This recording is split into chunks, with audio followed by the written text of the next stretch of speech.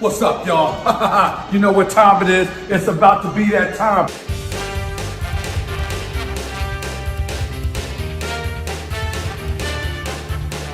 Damn, son, where'd you find this?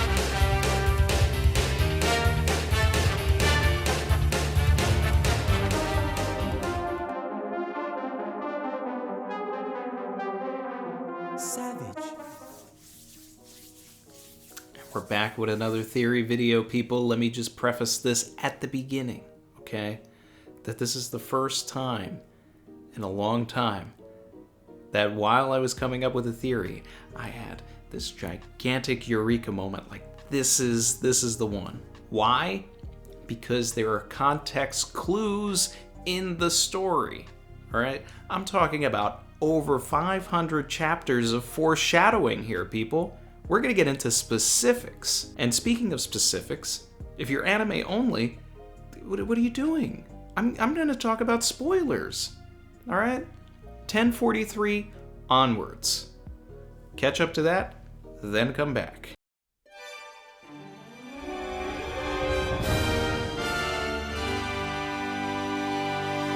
Before we go in too deep, all right, we do have to make a couple of assumptions. First and foremost, what Luffy is doing at the end of 1043 is related to the origin of rubber. Everybody in the One Piece community is now a rubber expert. Pinned below, I do actually have a Reddit post from community member Chad Ocho, who actually is a rubber expert. Yeah, he's something of a rubber expert himself. All right, so if you want to actually hear things from someone who deals with resins, rubber, and polymers, that link is below. We're not necessarily going to get into the specifics of all of that, but that's just generally the basis. For more on that, check out the 1043 video that I did, the analysis. Seriously, all this 1043 stuff is giving me like Enies Lobby vibes. When the Gear second chapter came out, before the next chapter came out, everybody in the community knew what vulcanization was. It was all over Arlong Park.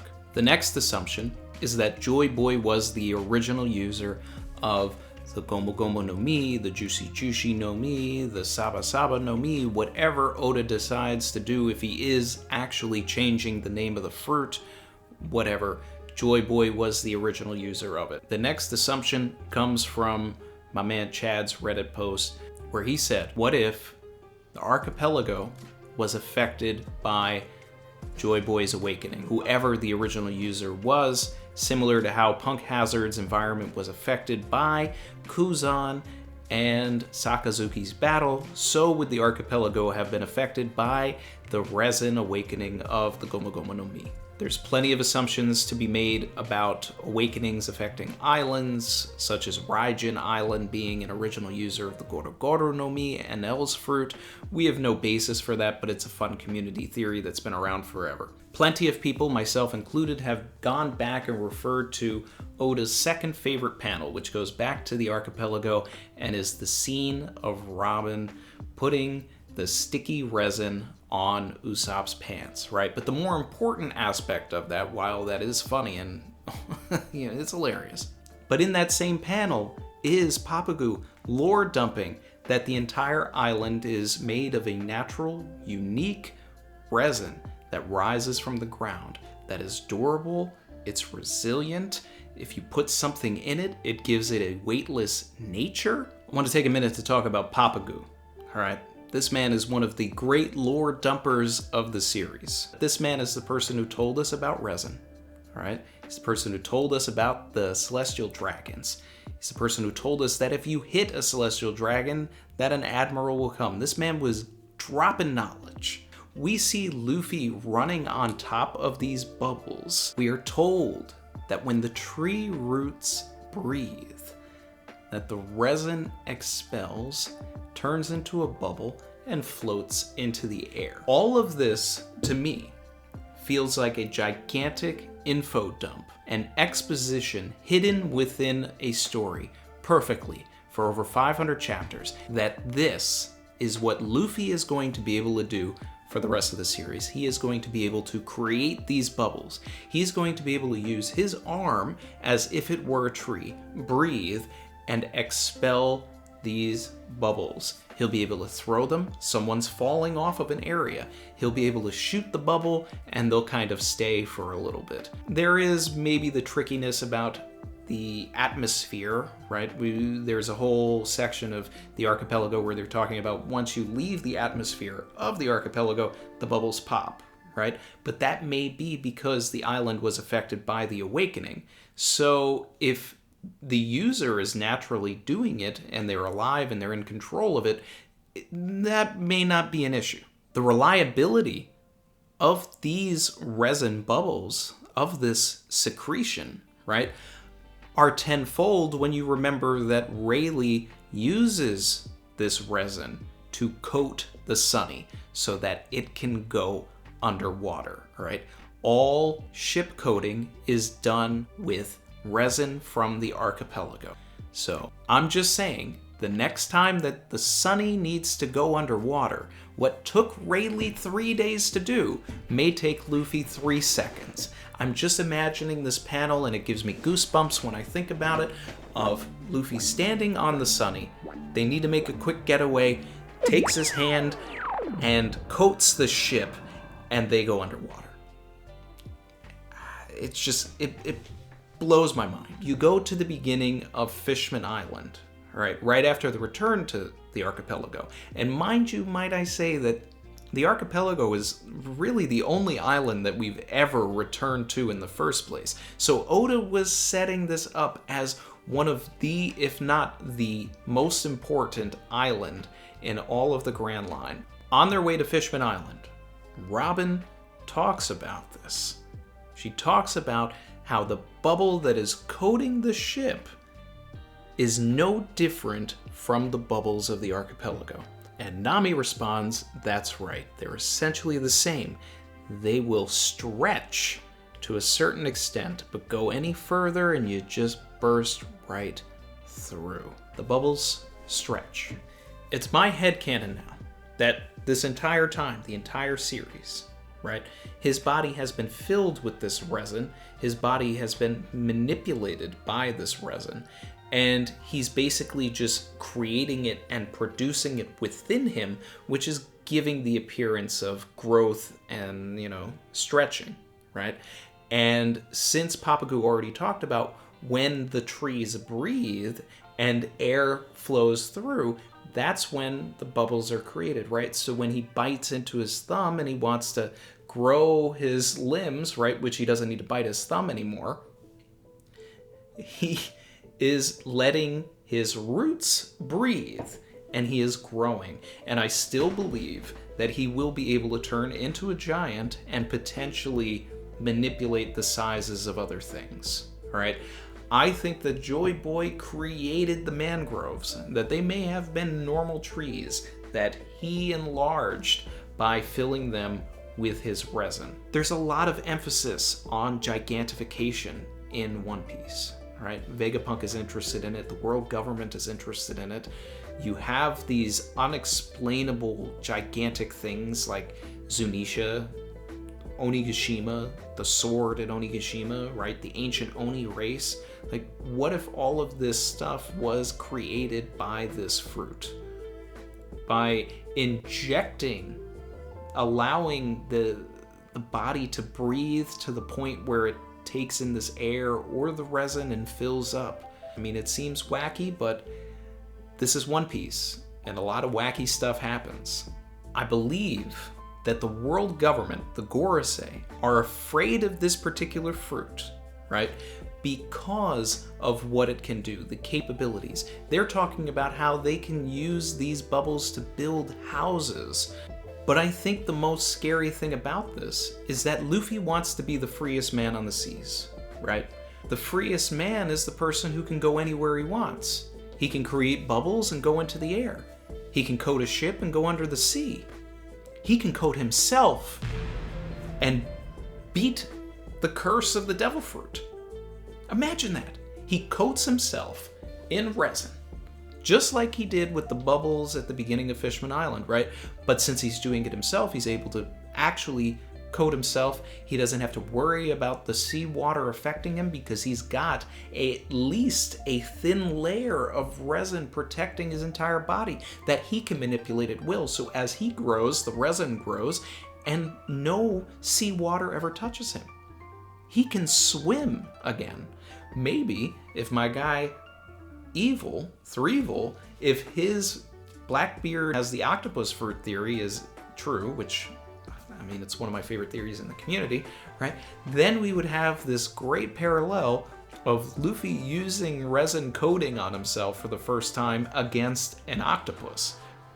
Tinfoily, right? There's a possibility that JoyBoy created the mangroves as this sort of free zone away from the tyranny of the world government as they started to take over, or something along those lines, which would make it very interesting, 800 years later, that now what he wanted, this free land, has been bastardized. There's a lawless zone, there's slave trading going on, which I totally believe is against everything that JoyBoy wanted, right?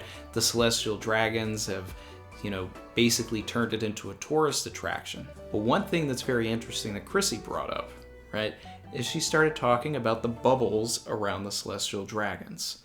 Now, what if these are actually an homage to this ability from JoyBoy? Or, since we're told by Pappagu, Lord Dumper Pappagu, that they have the blood of the Creator, what if these descendants are actually descendants of JoyBoy that turned against him? That these are the children, the grandchildren of JoyBoy, and they wear these bubbles around their heads in honor and memory. Maybe. Or they are the enemies of JoyBoy and they do it in some sort of weird homage to their enemy as like a trophy. You were the bubble guy and now we just wear these anyway. A pretty great foreshadowing point of Luffy and JoyBoy's connection to the Celestial Dragons is he takes the bubble and only his head is inside. There are no coincidences in One Piece. Everything is on purpose, okay? Of course, I don't want to breathe the air of the commoners and all of that. That's all beautiful, but if there is that extra layer on top of it, Oda. We also learned from Pappagu and Kami that the bubble bikes work down on Fishman Island, okay? So, were the mangroves originally a part of Fishman Island? Was Fishman Island originally a part of the mangroves, right?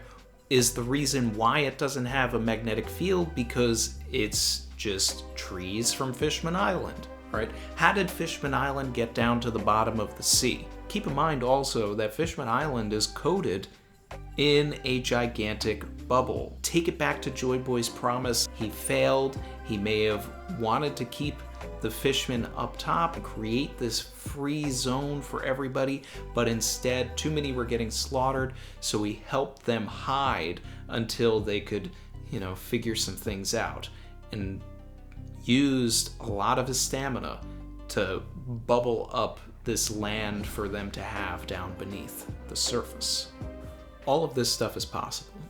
We have little moments like Luffy saying that he doesn't like to be tethered by a rope when he's going off. We're being told that the bubble suits act as diving suits, that the coating is what helps the pressure, right? That a submarine couldn't even go down to Fishman Island on its own without resin coating.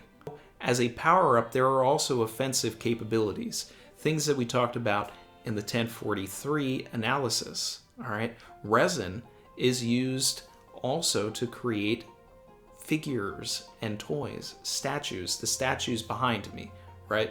Luffy could essentially become a sort of toy man as well, as he puts the resin around him, hardens it, and turns it into snakes, fists, takes cues from Mr. 3, right? Creates walls, swords, mallets. Luffy is always copying or repurposing techniques from people that he's had fights with. The Katakuri fight in particular is going to be something that will be a huge factor in the way that Luffy maneuvers his ability, which I do believe is a special paramecia. We'll get burning rubber, we'll get Luffy using himself as a tire, we'll also get him shooting this sticky resin, the same sticky resin that Robin was wiping on Usopp's pants at people to not only weird them out, but also stick them to things. Imagine, right, that Luffy coats himself in a very thin or thick layer of resin. Now he has upped his durability like tenfold, based on the several panels talking about how durable this is. This is the way Luffy fights someone like Akainu and gets out of it. This is the way Luffy goes up against someone like Magellan. Sakazuki shoots a lava fist at Luffy, right? With his resin coating, he may be able to smack that away. Or it just burns the resin and Luffy creates a new layer. His defense capabilities with this are through the roof. Think back to Katakuri when he said, "I no longer think you're beneath me," right? And we see his hands and they're covered in mochi or this sort of coating almost, right? That's what I'm kind of picturing here. But Luffy can't create bubbles. That was already Kalifa's fruit, right? Okay, we'll tell that to Miss Valentine's Day and Mach Weiss, who both have abilities that manipulate weight. Tell that to Mr. Five and Gladius, who both have abilities that create explosions. Tell that to Ace and Sabo, Akainu and Oven, who all have abilities that deal with heat and fire manipulation in some form or fashion. Kuzan, Aokiji, and Monet, both snow and ice. I mean, there are so many offshoots and variations of different fruits that Katakuri and Luffy, right? So I think that there is something to be said for Luffy to have these abilities that will sort of resemble Kalifa's soap fruit in a way, but it's also really different. The capabilities here are endless, and that's what I love about it, and I know that Oda's probably been waiting for this particular moment so he can really dive into this bag of tricks. We're in for exciting times here. All of Luffy's animal attacks, all of Luffy's gun-related attacks, much like Kanjuro's fruit, he can literally manifest that now with this ability. I thought Rayleigh's appearance in chapter 500 after first being in chapter 19 was one of Oda's best foreshadowings, but this will be the best foreshadowing in One Piece, bar none. If anything in this video gave you chills like it gave me chills, let me know in the comments. Like, comment, subscribe, all that YouTube stuff. There's always more to come, and I'm gonna run, but thanks for hanging out today, and I hope you found this interesting, because I want to continue researching more of this. Go back to the archipelago, go back to Fishman Island, and I guarantee you're going to find clues for this. All right, we got 2 weeks here. The One Piece Super Sleuths, let's get on it. All right, later, everybody.